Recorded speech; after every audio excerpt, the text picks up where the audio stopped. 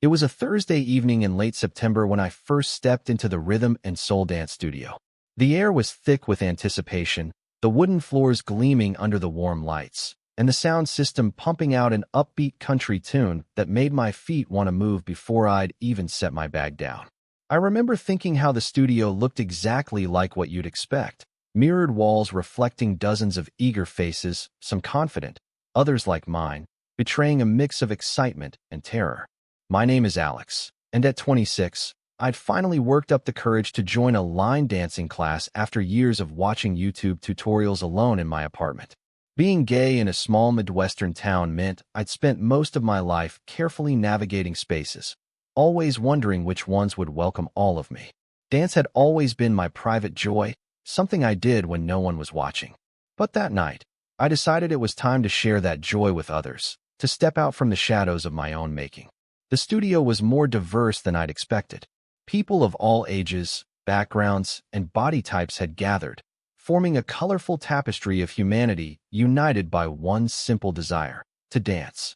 Some wore proper boots and hats, looking like they'd stepped straight out of a country music video, while others, like me, wore whatever comfortable clothes they owned that wouldn't restrict movement. I'd chosen dark jeans and a blue button-up shirt that my best friend once told me brought out my eyes. I wanted to look good, but not like I was trying too hard, that delicate balance we all strive for when entering new social situations. Let me explain why this class mattered so much to me.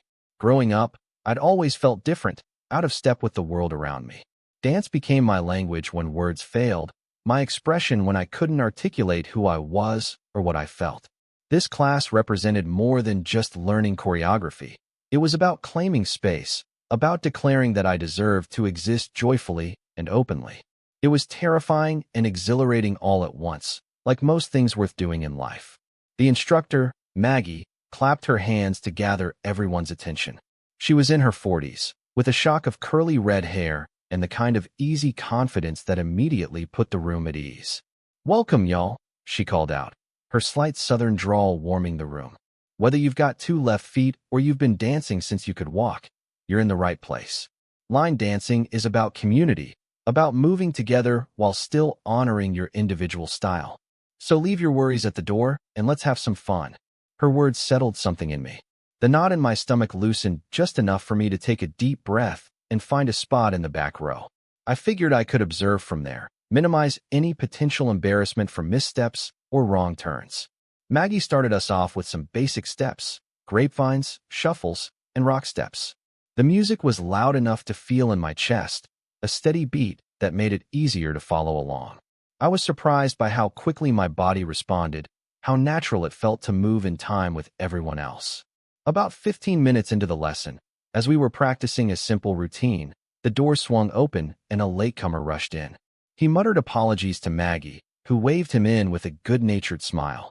"Find a spot, Jake. We're just getting warmed up."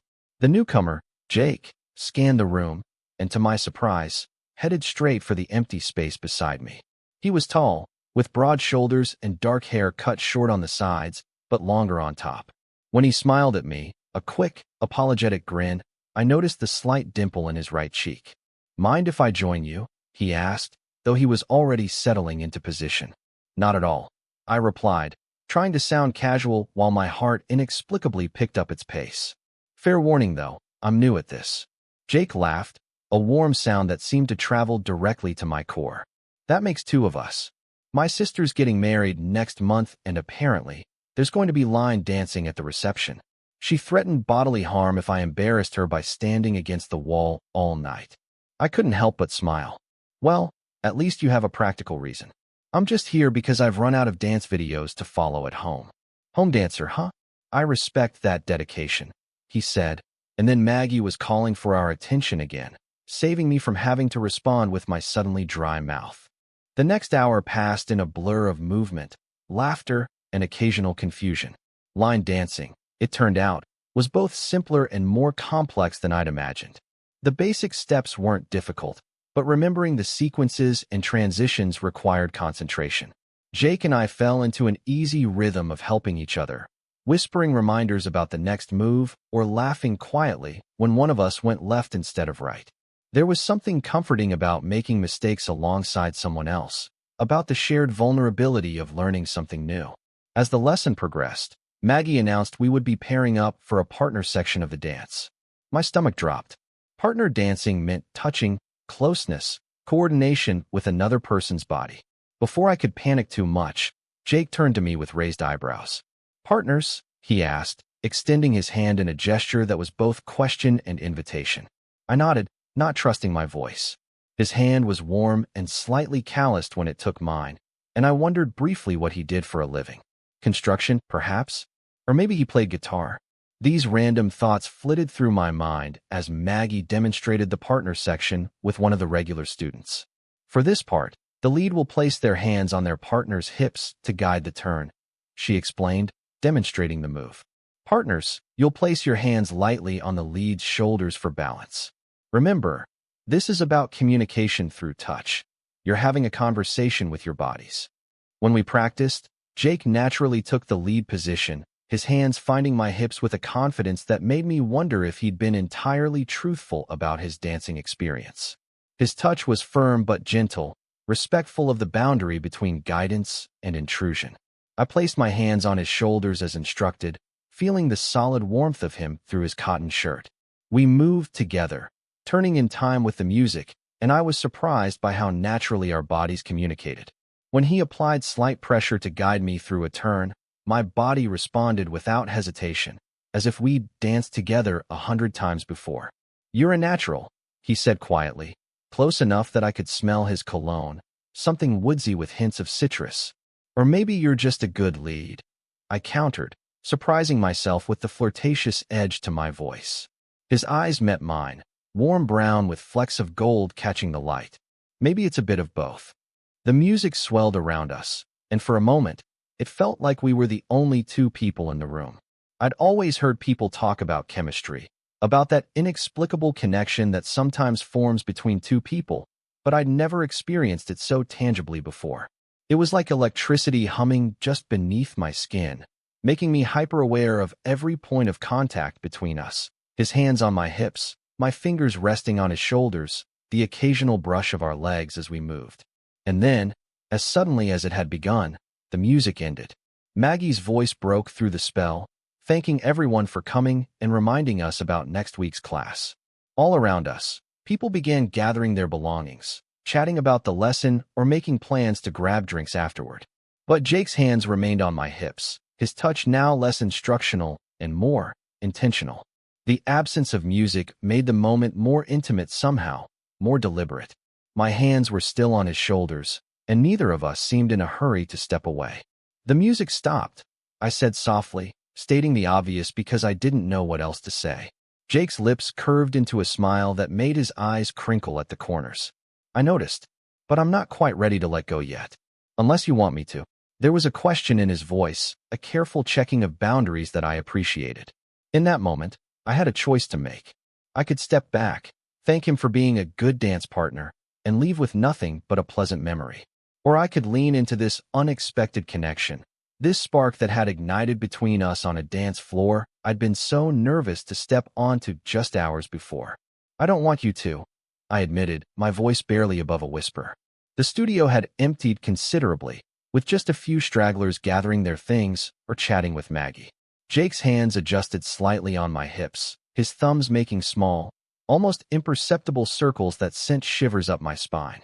"I'm glad I was late tonight," he said, his voice low and warm. "I almost didn't come at all. Had a long day at work and thought about skipping, but my sister's voice was in my head, reminding me about that wedding dance." "What do you do?" I asked, genuinely curious about this man who had so unexpectedly captured my attention.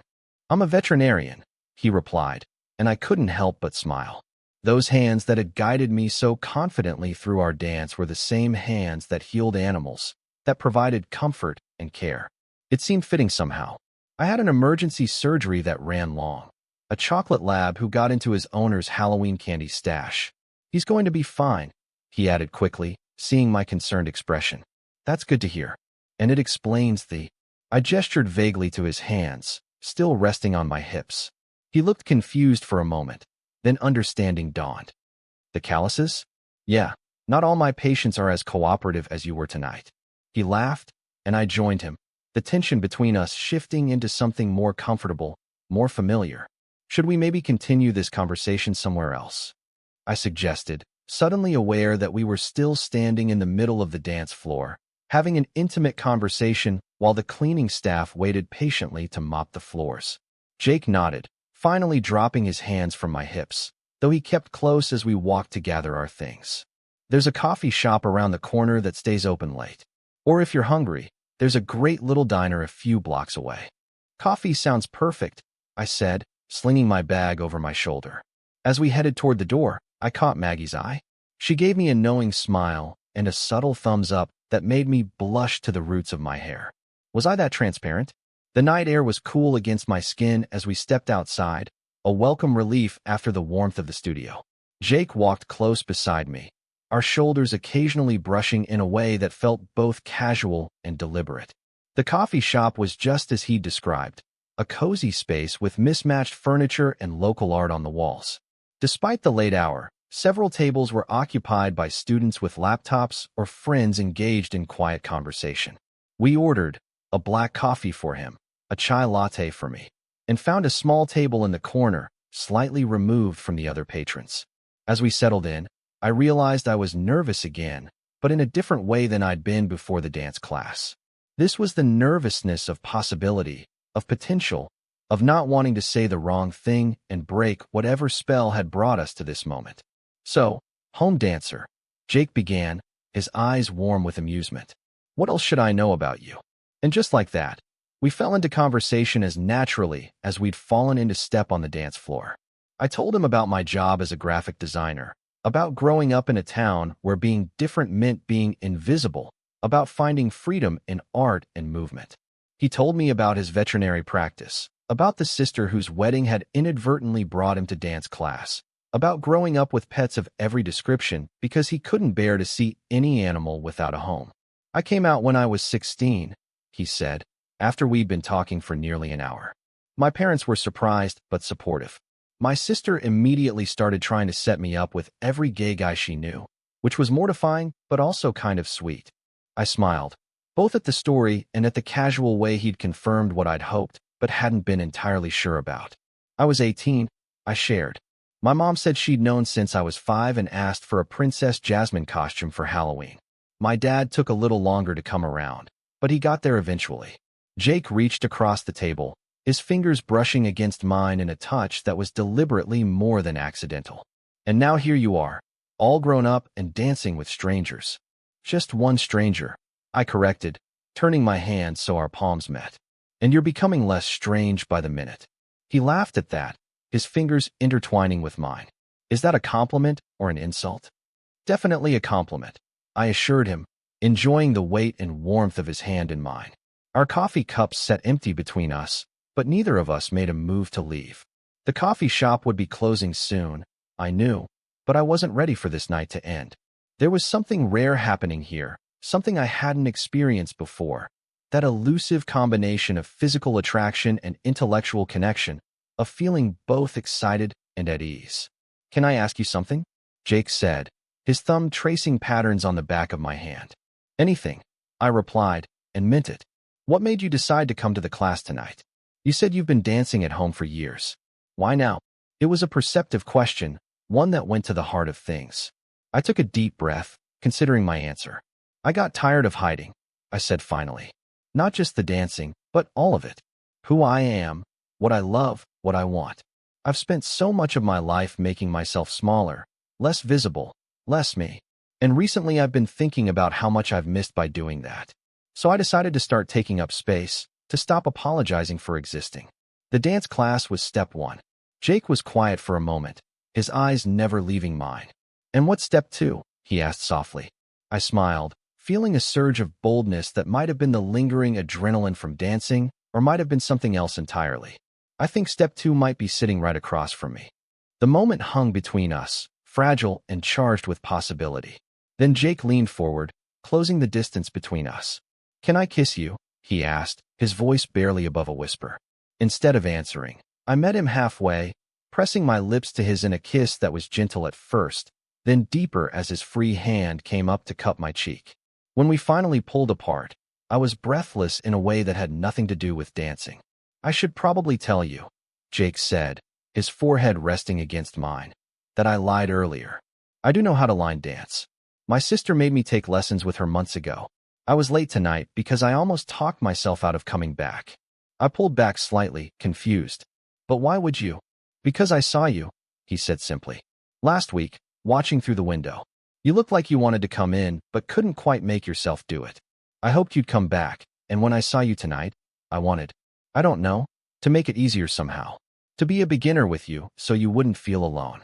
The confession should have bothered me, perhaps, but instead I found myself touched by the thoughtfulness behind it. "So all that stuff about not knowing the steps?" "Complete fabrication," he admitted with a rueful smile. "Though in my defense, I really am not very good. And my sister really will kill me if I embarrass her at the wedding." I laughed, shaking my head in wonder at the strange paths that had led us to this moment. "Well, I guess we'll just have to practice more before the wedding." His eyes lit up at the implication that there would be more nights like this, more dances, more conversations. "I guess we will," he agreed, squeezing my hand. As we finally left the coffee shop, stepping out into the night that had grown cooler in the hours we'd spent talking, I couldn't help but reflect on how differently this evening had turned out from what I'd expected. I'd gone to a dance class hoping to overcome my fear, to claim a small piece of joy for myself. Instead, I'd found someone I hadn't even known I was looking for. Jake walked me to my car, our hands still linked between us. "Same time next week?" he asked, though we'd already exchanged numbers and made tentative plans for dinner the following evening. "Definitely," I agreed. "Though maybe this time you can show me what you really know about dancing." He laughed, pulling me close for one more kiss that promised many more to come. "It would be my pleasure." As I drove home that night, I couldn't stop smiling. The dance lesson had ended, but something else had just begun. And while I couldn't predict where it might lead, I knew one thing for certain. I was done standing on the sidelines, watching life through windows. It was time to step onto the dance floor, to feel the music, to let someone's hands rest on my hips and guide me into whatever came next. And for the first time in a long time, I wasn't afraid of the steps I couldn't see coming. I was simply excited to take them. Total _char_count, 17,858.